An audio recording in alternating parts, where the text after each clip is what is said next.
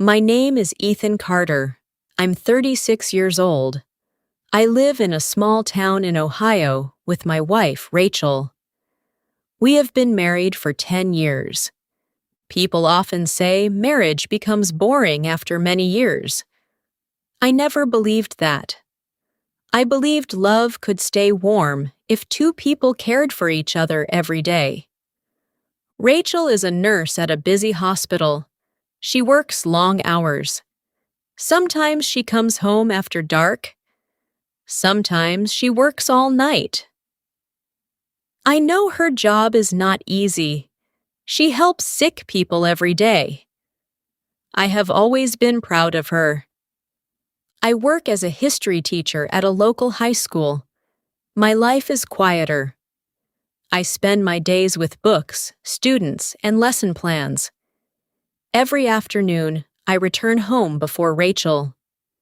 Even though our schedules are different, we always tried to make time for each other. At least, we used to. In the past year, everything slowly changed. Rachel looked tired almost every day. She smiled less. During dinner, she often looked at her phone because the hospital kept calling.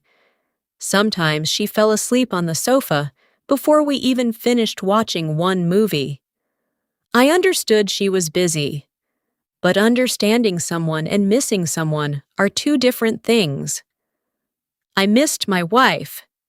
Then our wedding anniversary came, July 15th, 10 years.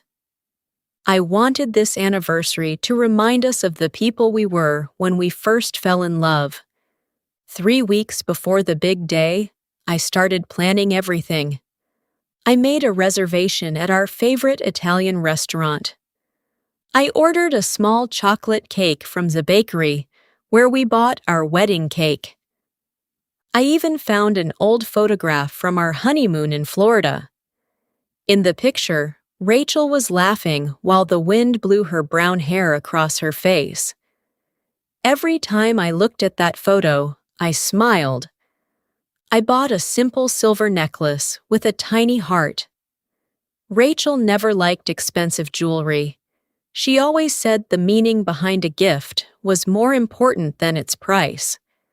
I wrapped it carefully in blue paper because blue was her favorite color. Every evening, I imagined the look on her face when she opened it. I could almost hear her laugh again.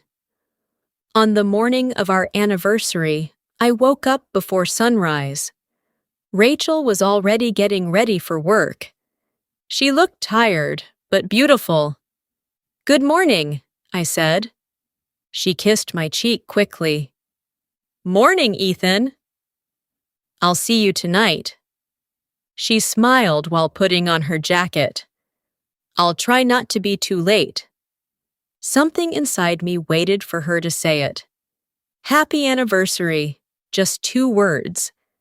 But they never came. I told myself not to worry. Maybe she wanted to surprise me later. Maybe she remembered. Maybe. After she left, I cleaned the whole house. I bought fresh white roses because they were the flowers she carried on our wedding day. I placed candles on the dining table. I cooked her favorite meal: baked salmon, mashed potatoes, and green beans. Cooking was never my talent, but I wanted everything to be perfect. The cake waited inside the refrigerator. The necklace rested beside 2 wine glasses. By 6 o'clock, everything was ready. I changed into the same navy blue suit I wore on our first anniversary. I looked in the mirror and laughed a little. "I still fit," I whispered. At 6:30, I checked my phone. No message. At 7, I sent Rachel a text.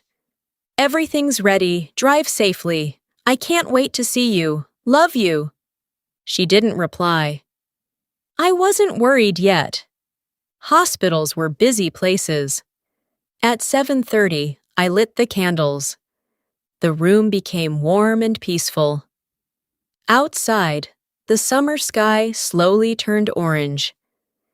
Every passing car made me look through the window, but none of them stopped in front of our house.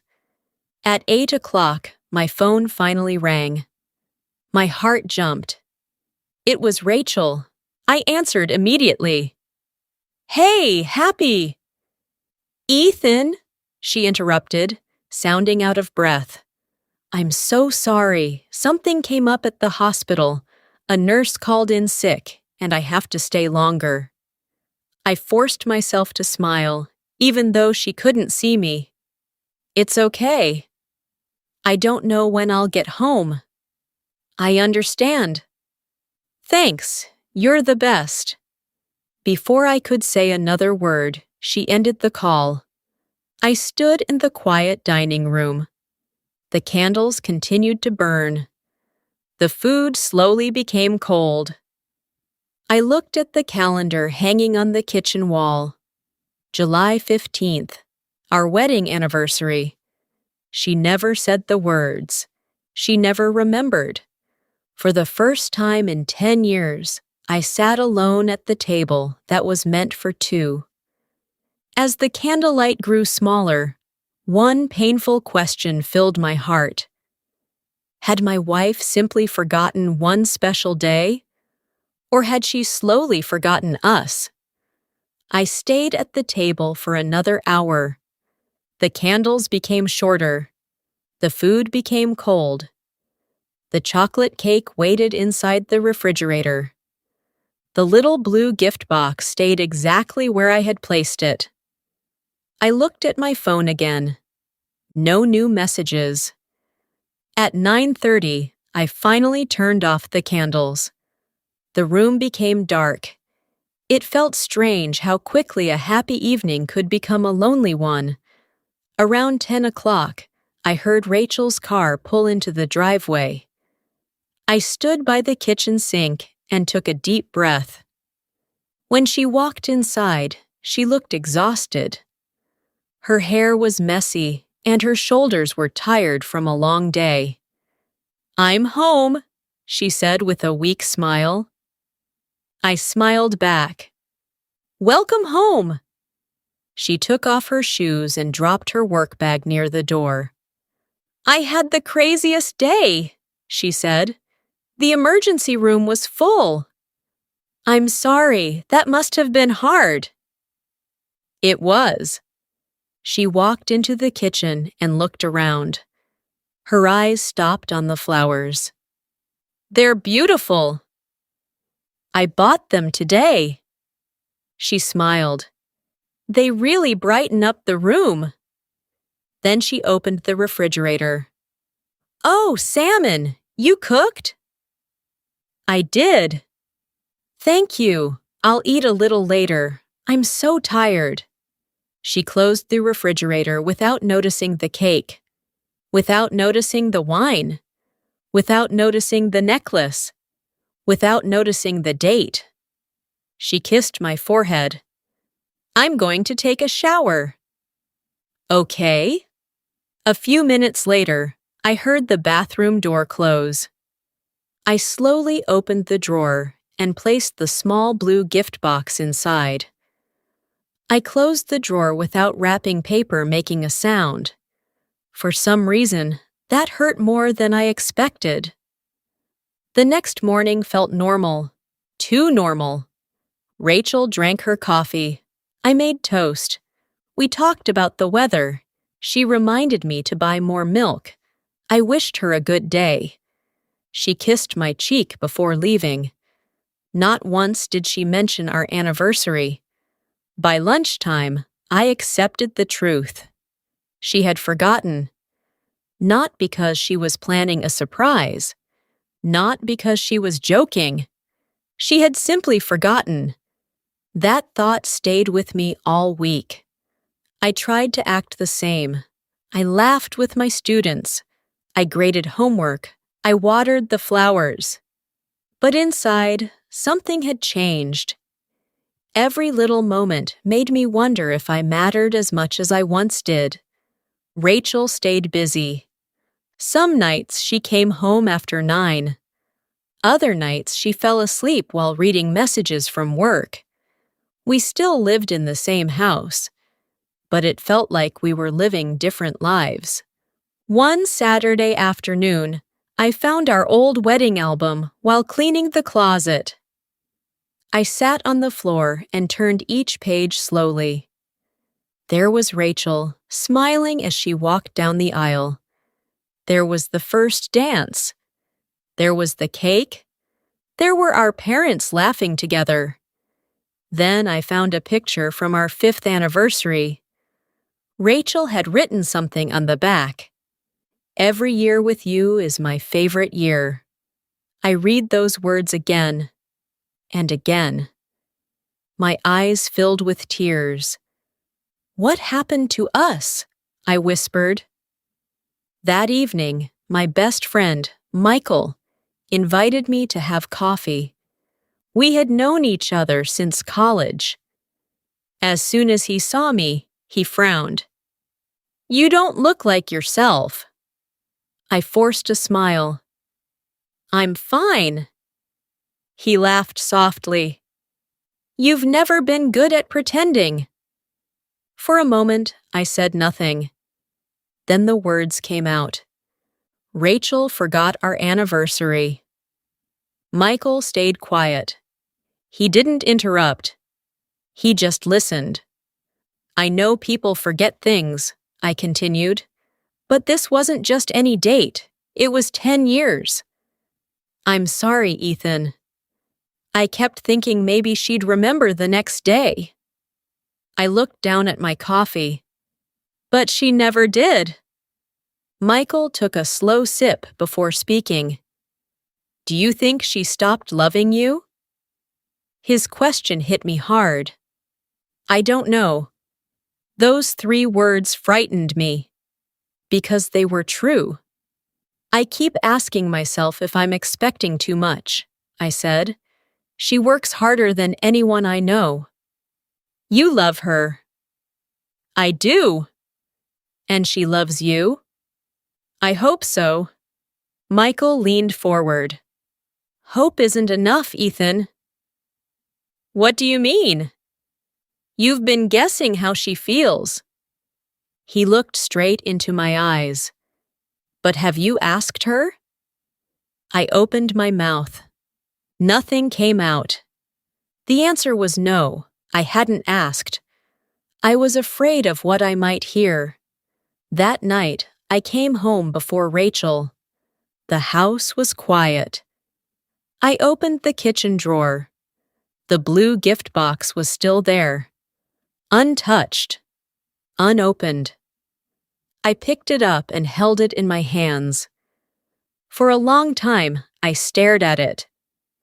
Then I placed it back in the drawer and closed it. Maybe the necklace didn't matter anymore. Maybe the flowers didn't matter. Maybe anniversaries didn't matter.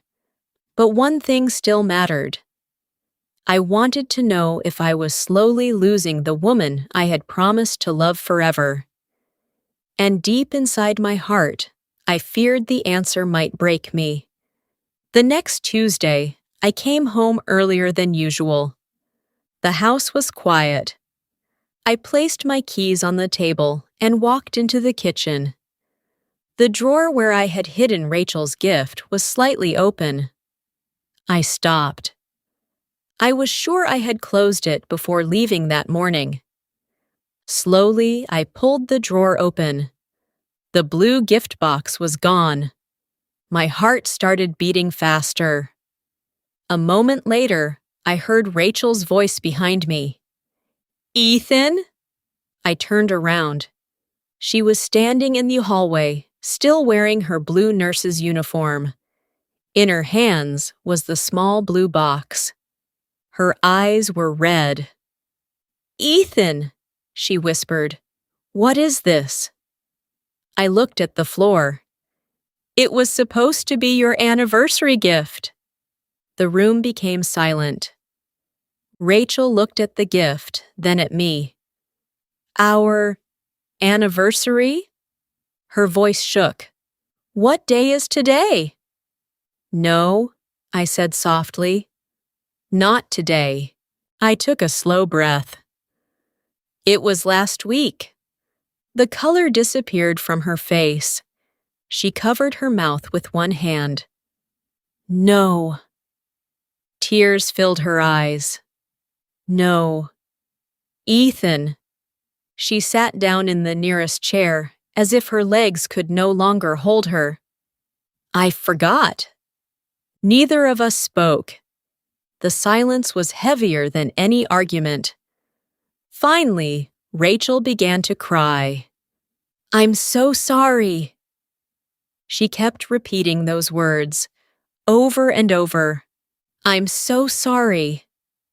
I had imagined this moment many times. I thought I would be angry. I thought I would shout. I thought I would ask why I wasn't important anymore. Instead, I simply felt tired. I waited all night, I said quietly. Rachel closed her eyes. I know. I made dinner. She nodded. I saw the dishes. I bought flowers. I noticed them. I bought you a necklace. She looked down at the blue box. I never even knew. A tear rolled down her cheek. Then she looked at me with eyes full of pain. You think I forgot because I stopped loving you? I didn't answer. I didn't have to. She already knew. Rachel wiped her face with trembling hands. Ethan, I've been hiding something from you. I frowned. What do you mean? She stood up and walked to the living room. When she came back, she carried a large brown envelope. She placed it on the table. Open it. Inside were papers from the bank, receipts, payment records, hospital payroll statements. At first, I didn't understand. Then I saw my name, student loan balance, month after month, payment after payment. The balance was getting smaller. I stared at Rachel. You've been paying my student loans? She nodded. For 8 months. What? You stopped tutoring after the school cut the program. I remembered. I knew money was becoming tight. But I never asked you to do this. I know. Why didn't you tell me? She smiled sadly. Because I wanted to surprise you when the loan was finally gone. I couldn't speak. She continued. And that's not all. Rachel reached into the envelope again. This time, she pulled out several colorful brochures. One showed a beautiful park beside a lake. Another showed white flowers and wooden chairs. At the top of one paper were the words, Vow Renewal Ceremony. I looked at her in confusion. I've been planning this for months. She laughed through her tears. I wanted to celebrate our 10th anniversary by asking you to marry me again. I felt as if the room had stopped moving. I wanted everything to be perfect, she said. I worked extra shifts to save money. She looked down at her tired hands. I visited Dad almost every weekend after his heart surgery because he didn't want to stay alone. I remembered all the weekends she said she was busy. I was so exhausted every day. She shook her head. But that's not an excuse. More tears fell. I forgot the very day I was working so hard to celebrate. For the first time, I truly looked at my wife. Not just at her face, at the dark circles under her eyes, the tired smile, the shoulders that carried more weight than I had ever noticed. While I believed she was pulling away, she had been carrying everything by herself. I should have told you, she whispered. I thought protecting you meant staying silent. I slowly walked toward her. I should have talked to you too. She looked at me. I kept guessing what you were feeling.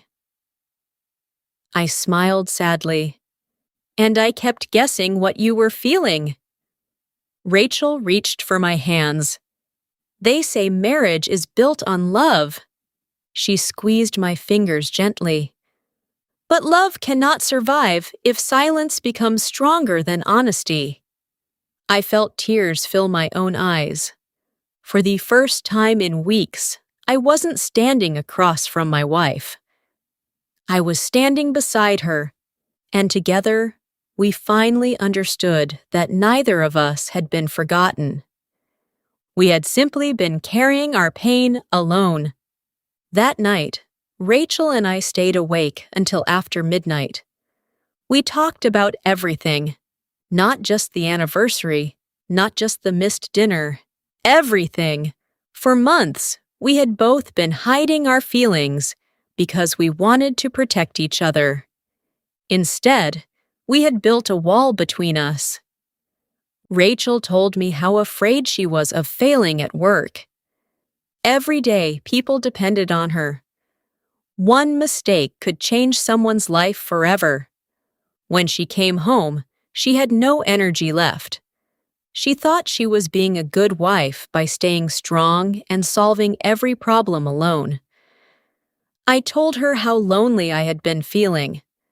I never wanted to add more stress to her life. So I smiled. I said, "I'm fine." Even when I wasn't. Rachel looked at me with tears in her eyes. "We've both been pretending." I nodded. And pretending almost cost us our marriage. She reached across the table and held my hand. "I'm sorry, Ethan."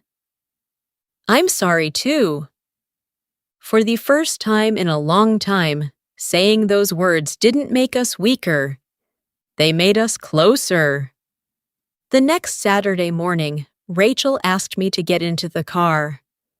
"I have somewhere I want to take you," she said with a small smile. "Is it a surprise?" "Yes." We drove for almost 40 minutes. Soon I recognized the road. It led to a quiet park beside a peaceful lake. I smiled. "This is where we had our first date." Rachel laughed softly. "I was hoping you would remember." The trees were green, and the summer breeze moved gently across the water. Near the lake stood a small white arch decorated with fresh flowers.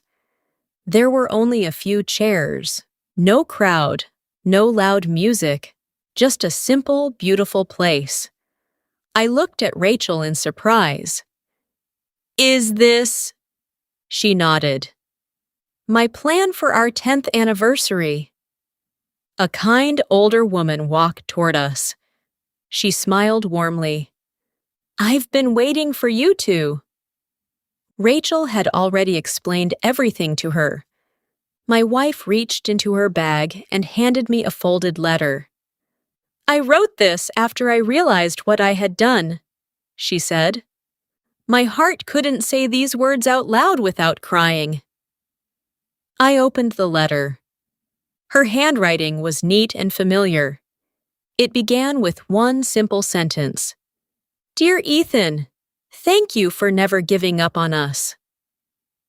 As I read, my eyes filled with tears. She wrote about the young couple we once were. She wrote about our tiny first apartment with old furniture. She wrote about eating cheap pizza on the floor because we couldn't afford a dining table. She wrote about how proud she was every time she watched me help my students believe in themselves. Then I reached the final paragraph. "I forgot one important day, but I have never forgotten the man I chose to spend my life with. If you will still have me, I want to choose you again today, tomorrow, and every day after that." I could barely see the page through my tears.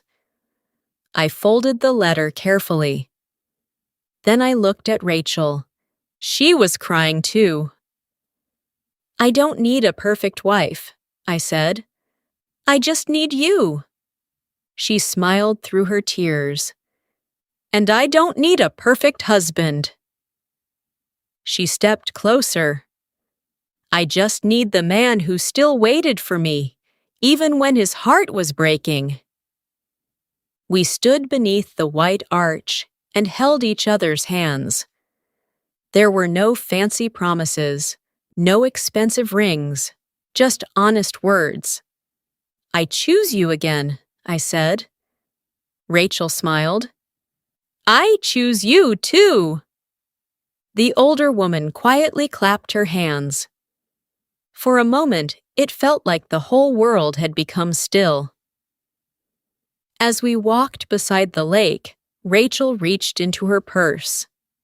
"I almost forgot," she said with a laugh. She handed me a small gift box. Inside was a beautiful silver watch. On the back, she had engraved 5 simple words. "Every moment is with you." I smiled and took something from my jacket pocket. The blue gift box. I had carried it with me that morning. Rachel opened it slowly. When she saw the silver heart necklace inside, fresh tears filled her eyes. "It was always beautiful," she whispered, "but now it means even more." I gently placed the necklace around her neck. She touched the little heart and smiled.